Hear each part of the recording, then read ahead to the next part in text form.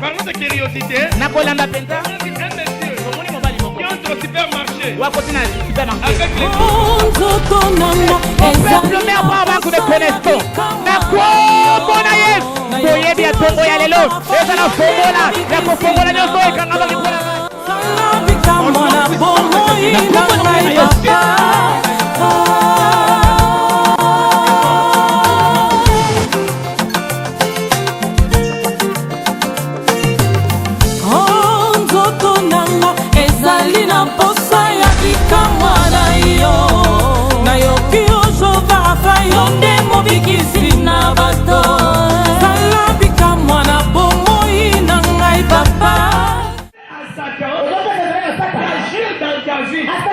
en ce qui concerne l'autel, aujourd'hui, je vais le définir comme ça. L'autel de Dieu, c'est toute chose bonne, toute chose bonne, toute chose meilleure. Il va pousser à Dieu d'être favorable à toi. L'autel satanique, toutes choses, il va donner à Satan la force de venir agir en toi. Si aujourd'hui, on sommes venus à le prendre, la sévérité, ça la sévérité, c'est comme le repos, on fait monter les gens de moi.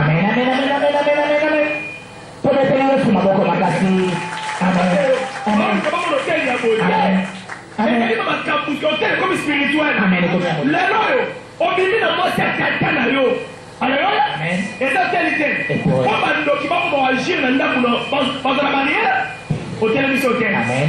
Et l'homme se repère sa pour l'homme, il y a Zambé Banakoya. Hôtel Yazaka. Et l'homme se repère sa mère à Satan. Aïe, après la Boutuka, Hôtel Yazaka. Papa de reste ça va. Alléluia. Comme Michel, comme il peut être.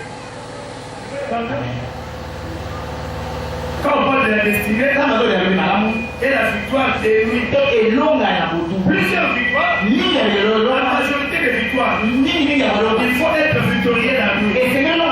Jésus priait beaucoup la nuit. Le matin, c'était des exploits. La raison pour laquelle il a donné des somnolences diaboliques. La nuit, si tu es victorieux la nuit, sache-le bien, le matin aussi tu serais victorieux. La chose est que quand tu veux le matin, on doit prier le matin, ça va vivre. Attends, il est dit ça. Tout bien à tout à l'okuta. Et c'est la dernière fois que vous doutez. Papa, ça va vivre. Combien il y a côté maintenant pour nous sauver. Papa, on va aller appeler tout le monde. On va aller approcher. Après, il y a un été. Mais on y va à l'église. Dimanche, on va dire, on va aller pour tout qui s'inquiète. Mais le temps, Jésus. Ne suis pas des professeurs de cours de priologie. La prière vient de la prière. Le Bouddha, avant de la tête de Fufu, avant de la tête. Pour les sciences, prière est ça, c'est pour la vie. On n'a pas la prière en priant. On va dire comment on est. Quand on est sur la vie, on a c'est le sujet, mais on va dire.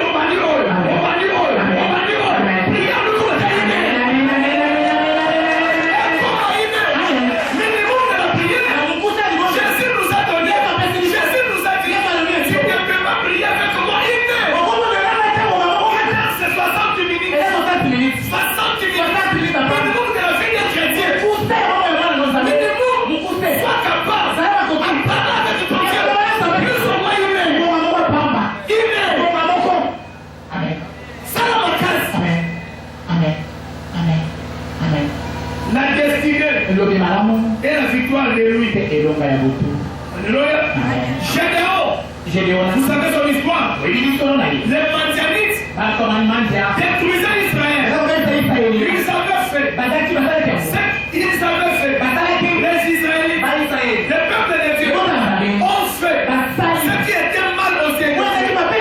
Qui les a livrés entre la main des Madianites. Les Madianites faisaient quoi? Si les Israélites préparent les cadeaux, elles vont venir vous tabasser, prendre ton gâteau, aller manger, même tes enfants, partir avec ta femme, on va les prendre à ta présence.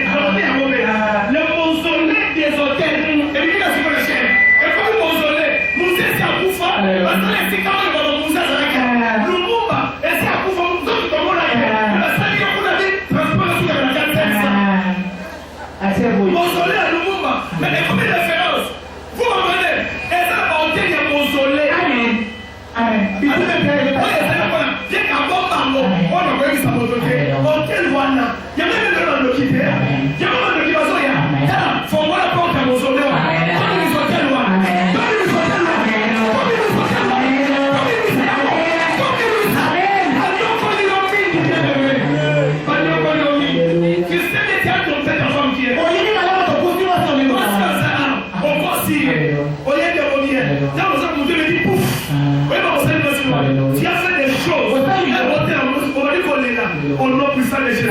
Si je peux appeler qui a trompé ça, mais je t'ai dit, c'est ce que tu as fait là.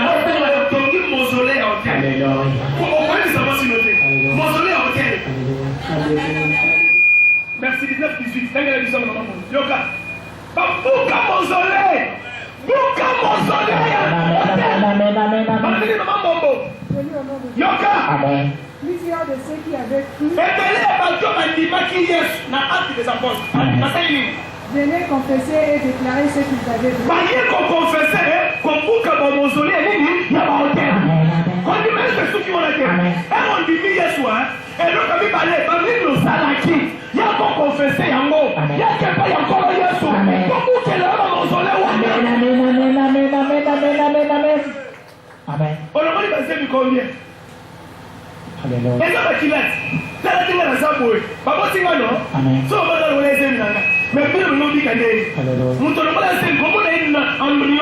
Amen.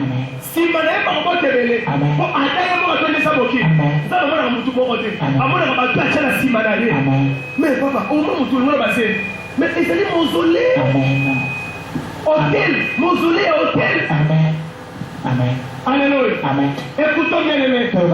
Dieu a livré Israël. Ça va monter à Israël. Si les sorciers triomphent sur toi, Alléluia. Alléluia. Amen. Sans le péché. Pas mausolée. Amen. Mausolée, c'est quoi? Comme point de rencontre, il y a monde, il y a maille, il y a monde, il y a samba, il y a pas de monde qui peut pas le courir. Il faut que le mausolée là-bas, on pratique à l'évêque. J'ai donné de la nuit, transversal l'hôtel de son père. Son père, il était le plus pauvre de Manassé. La loi de l'hôtel de bas, il y a aucun repas. Et Thomas va faire la vie, il y a pauvreté.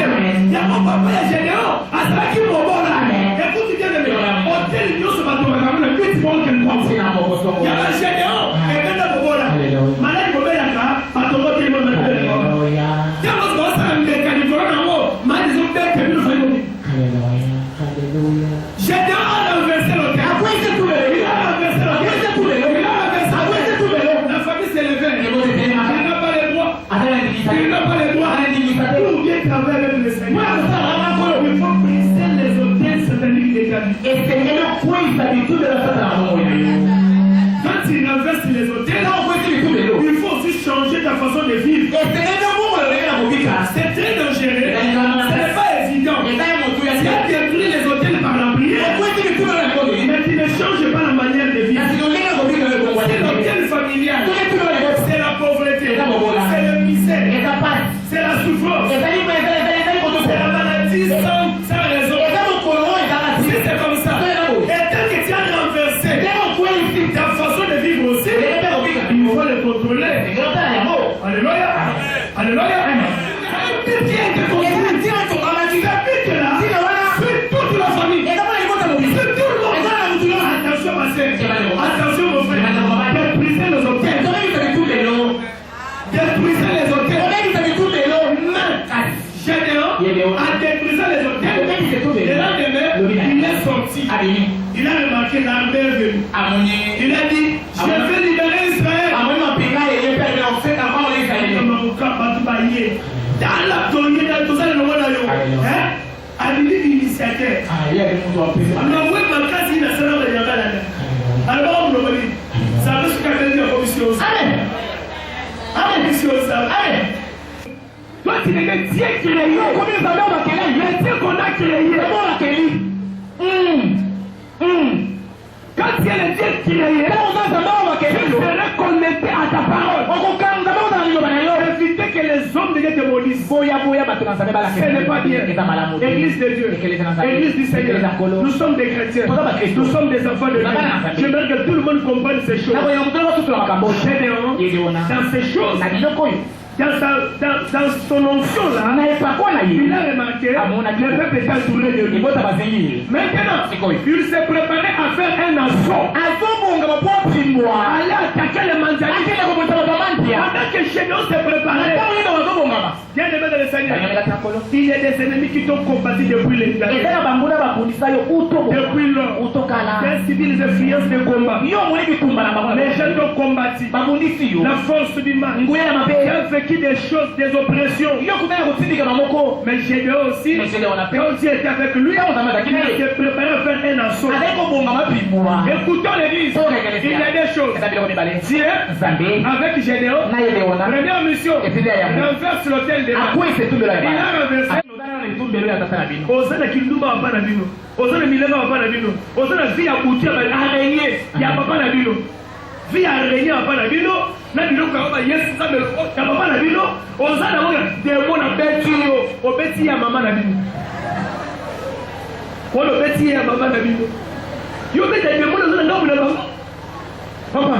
Alors na beti mais abina ni araignée. Papa, toi on na bino. Amen. Amen. Hotel ya ubele na nzambe. Ofini nzambe na kuku. Na bisa modeli nzambe sana. Nzambe za ko na hotel yako. Nzambe za ko na hotel. Amen. Amen. Amen. Amen. Quand tu renverses les hôtels, c'est alors que tu es prêt pour aller à terre. Mais comment le combat de la nuit? Juge chapitre 7, verset 9. C'est par là que je vais démontrer la destinée et le combat, la victoire de la nuit. L'Éternel dit à Gédéon, Juge 7, au camp de l'ennemi, car je l'ai livré entre tes mains. Si tu crées de descendre, descendez-y avec pour ton serviteur.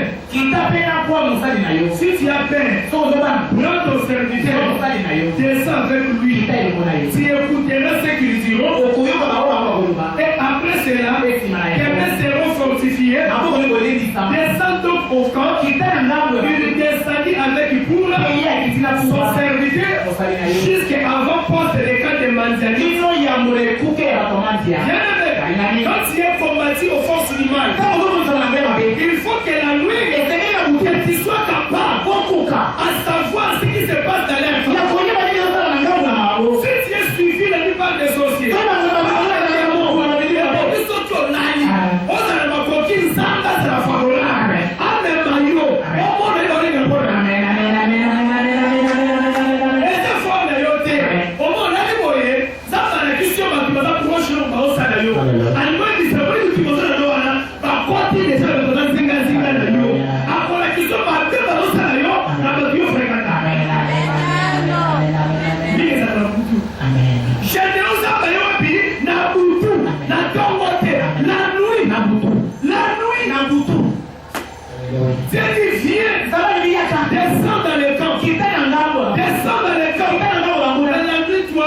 tu ne vois pas les camps de tes ennemis.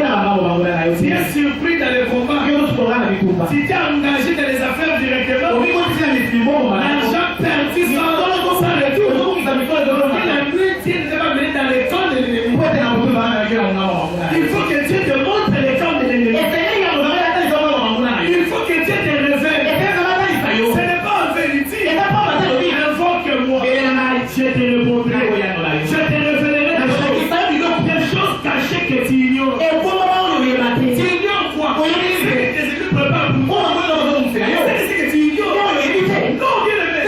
L'ignorance est une maladie. L'ignorance, c'est la mort. L'ignorance amène la distraction. Nous sommes morts dans la distraction. Attention, ma soeur. Attention, mon frère. Ici, chez Dieu, Dieu va l'envoyer la nuit dans les camps de l'État. Toi, tu ne sors pas la nuit. Dans le monde de sort, dans le monde des rêves, il faut que Dieu soit favorable à toi. Tu trouves que Dieu a détruit les hôtels de Baal. Et puis tu rebâtis pour Dieu ces hôtels à lui. C'est alors, ça va vous révéler la sécurité. Tu détruis l'hôtel de ton père. Tu rebâtis l'hôtel de Dieu et tu le mets dans ta mère. Dieu te révèle ce qui se passe dans les camps de l'ennemi. Mais ce qui me préoccupe ici, la victoire de la nuit a permis à Général de comprendre ce qui se passe au cas de l'ennemi. Au cas de Mandia, il avait eu des révélations. Général ne savait pas. Le premier point, premier avantage, Général assis. Il a déjà créé la crainte au cas de l'ennemi. Alors, ma soeur, toi tu ne sais pas. Aujourd'hui, les sorciers qui te cherchent là, c'est déjà à créer la peur là-bas. Ils ont la peur. Ils te créent. Parce qu'ils viennent t'embaucher, de toucher la nuit. Pourquoi ils cachent la figure? Ils ont peur de toi. Déjà, ils ont peur de toi. Parce que tu as la destinée de Dieu.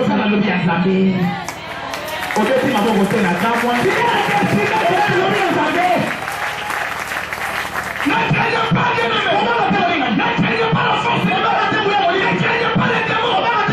Dans leur corps. Ils tremblent devant toi. Ils tremblent. Qu'ils soient ton grand-père. Qu'ils soient ton oncle. Ils vous parlent de ton nom. Ils réclament. Ce n'est pas de notre famille. Parce que toi, s'il y a un plan merveilleux, tu portes quelque chose. Écoute l'église. Si c'est Dieu qui a donné ce message. J'achète. J'achète. L'excellence. Dans le corps de vos choses. À partir de maintenant, Baba na kolenga yule.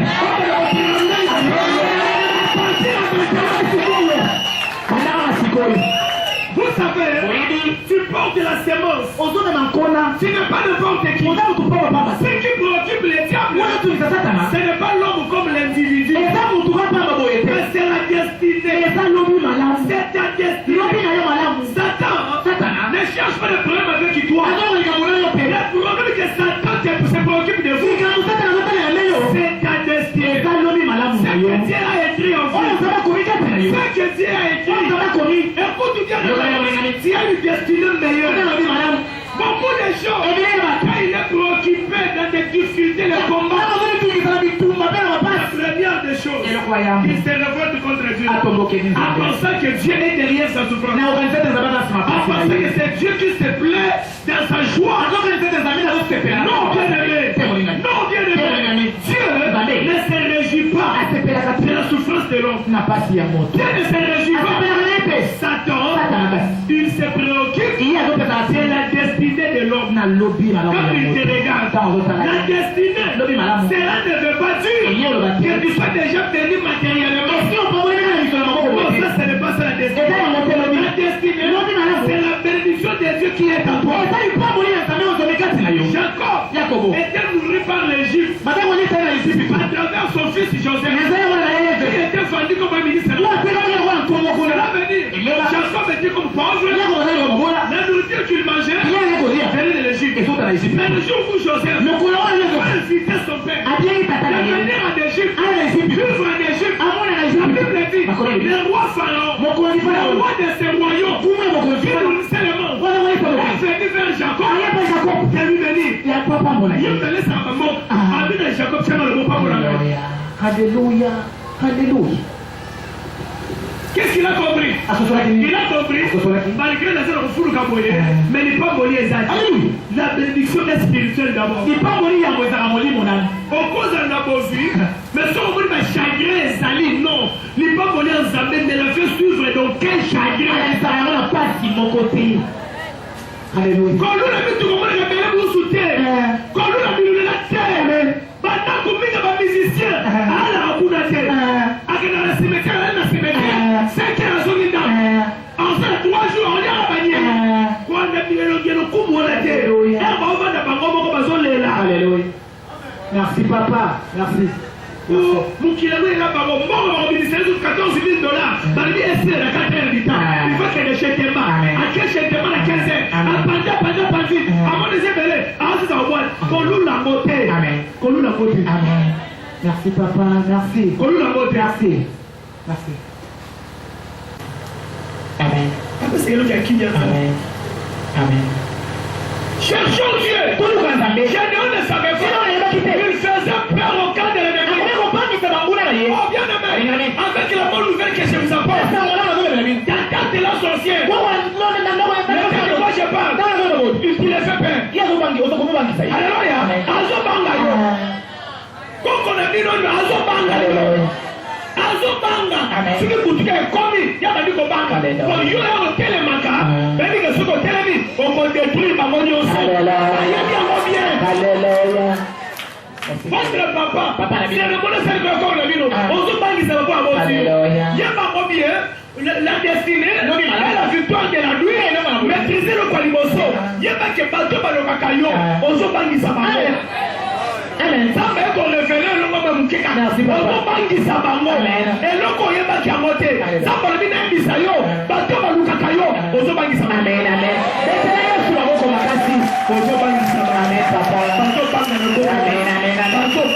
amen. Parce que déjà changé mes aliments et c'est quoi? Il y a un bien besoin de ça. Amen. Ce qu'on est pas qui a monté, nous on le mire net net. On peut savoir l'importance. Pas rien de besoin de la pamba. Yon de ça la bagage pour quand? Amen. Ton modèle y a jamais. Pendant qu'on bonne là, tu le fais peur. Tu le fais peur. Même si on se fout là, on se dans ma coquille à Malobanayo, au Kangé où il y a Nicolo, où il y a sous-sol, il y a nord, il y a sud, il y a est, il y a l'ouest. Et la boutique à révélation. Celui qui est en toi est plus fort que celui qui est dans ce monde. Que le Seigneur vous bénisse.